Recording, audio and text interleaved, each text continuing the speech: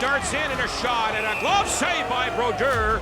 And the Blues were top of the list. There's other teams that I might have considered, but if it would have been a team that's not in the same position, there's no way I would have went there. A pass across and a glove save by Brodeur. I'm leaving the game really, really happy. I had a blast here in St. Louis.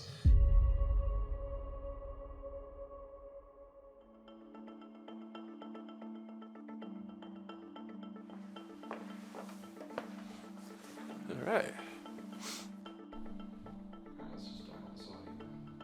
Good. I told you what this is about, but did you know it was 10 years coming up? No, time flies. I guess I never really, kept tab on exactly when I got to St. Louis. I just know that it's been a while, obviously, but 10 years it's kind of a little shocking.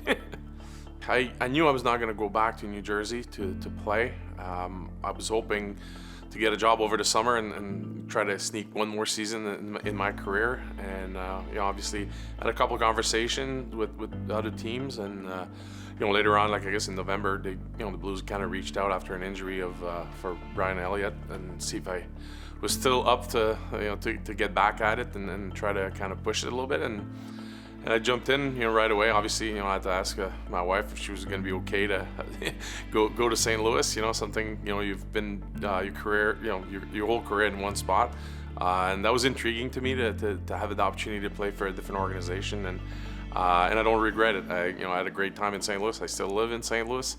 Max grew up here, for the most part of his life, starting sports and school and all that stuff here, and so we liked it, and it was a great experience. When Elliott goes down, are you like, okay, this could be a potential landing spot? You know what? I didn't even pay attention. I was just kind of hanging out in New Jersey, and actually I was skating with my son. Like, he didn't start school yet, so we were just skating, and I just got a message on my phone after, and it was Doug. I didn't even know like Brian got hurt or anything, and so it kind of caught me a surprise a little bit. My agent called me and kind of went down pretty fast. This is it's a big change for me. I spent the last 4 days, enjoying my time here, really putting everything under perspective if I was ready to do this, and talk to friends and family, and this is the right move for me to do, and it's being a St. Louis Blues right now. Obviously, my connections was really through Doug Armstrong and Al McInnes. These guys, obviously I played with Al in the Olympics and all that, and Doug was a general manager for one of the Olympics that we won, and so I had a relationship with them. Knew a couple guys, Max Lapierre was one guy that I knew a little bit. The goalie coach I knew a little bit, obviously just because he coached against me a lot, so it was kind of went in there, and Tarasenko was young, older guys like David Backes, TJ Oshie.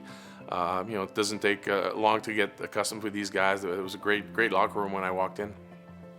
Your first practice with us, like, again, your age, a lot of these guys grew up watching you. How was that? How was that first practice with everybody? It was fun. Yeah, I think my first practice was a morning skate. I went in and we were playing that night. I don't remember where we were playing.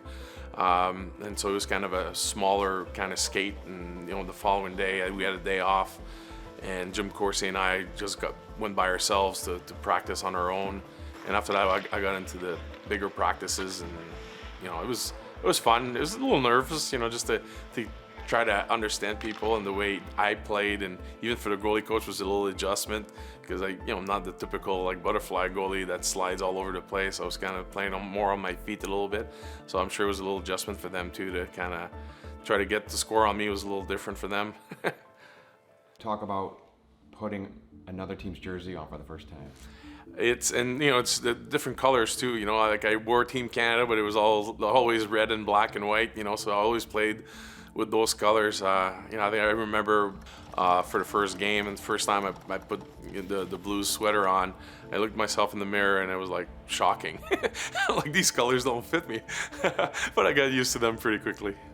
That was fun, like I was debating what kind of mask, and like through all my friends and stuff, they're like, yeah, you just make your same mask that you played your whole career, just switch the colors on it and that's it, and kind of put the blue note on top of the mask on top of it, so it was good. Were you nervous for your first game as a Blue? A little bit. I think we got on the road at first, and after that, we traveled to Nashville, and that's where I played my first game. It was kind of just before the game. I got my old general manager calling me to wish me luck. It was kind of a surreal moment, a little bit, to play for a different franchise. But right away I got into the game, and it was fun. Can you describe your first game in St. Louis when you're announced in the starting lineup, starting in goal, what that feeling was like?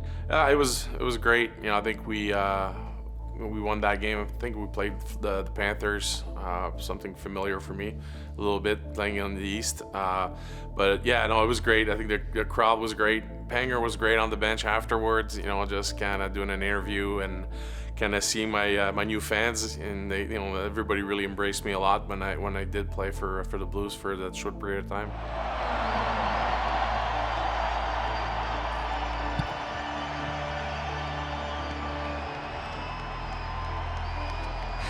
Hey, Marty, welcome to St. Louis, big boy. Listen to this crowd.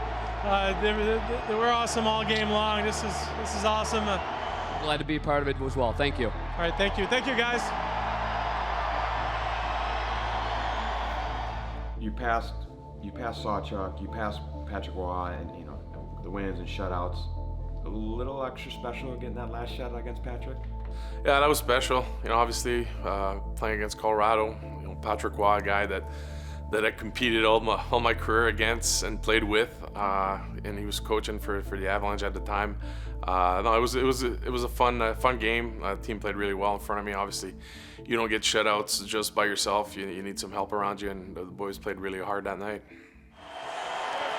And the Avalanche fumble the puck at their own line. 7 to go. Fans on their feet. Brodeur, shutout number 125. Extends his record, and first as a blow.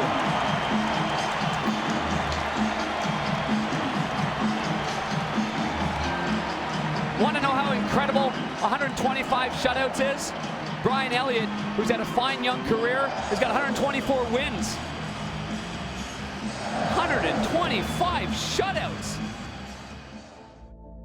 Knowing the competitive side in you, when did you think, all right, I got a shutout here, it would be really nice to finish this off? When are you thinking about that in that game?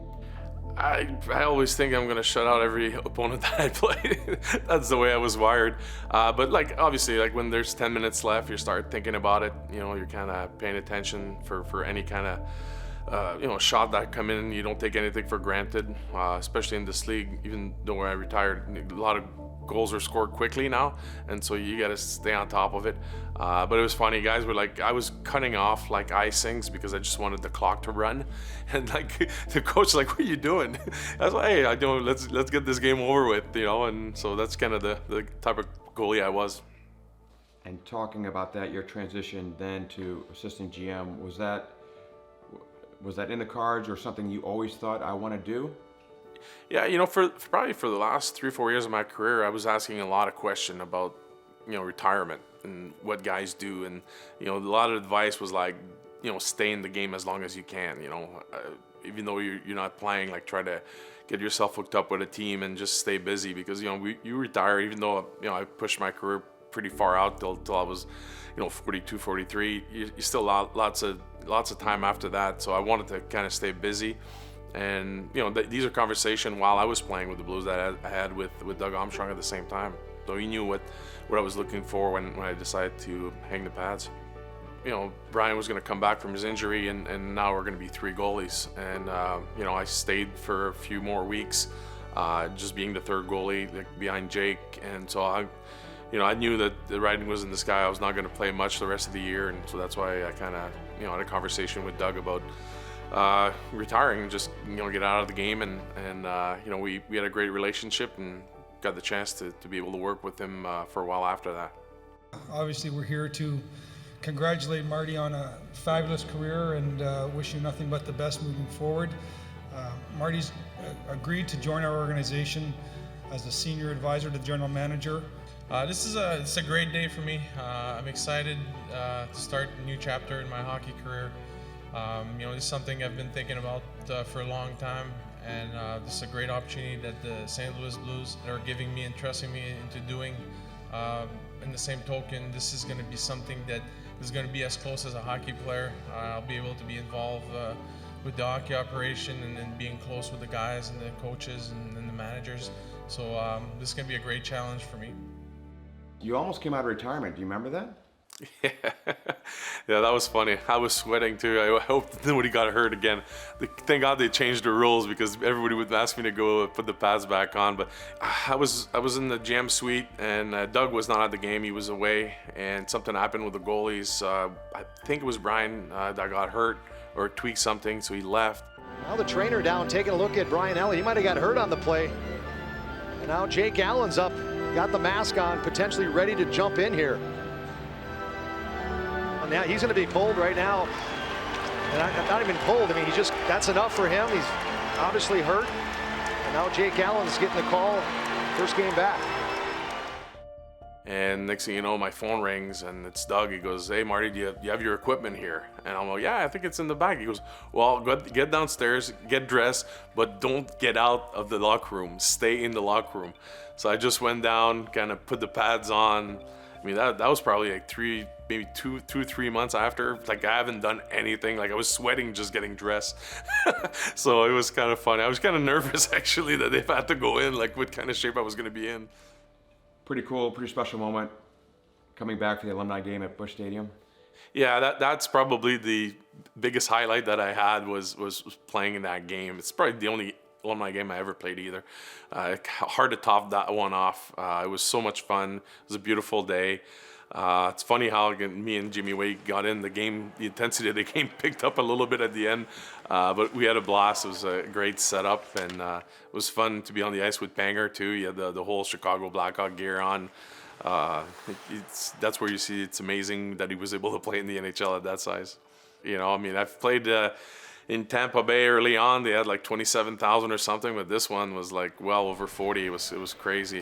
Just the atmosphere of the whole weekend was great, and I think we had way better weather for the alumni game than the real game.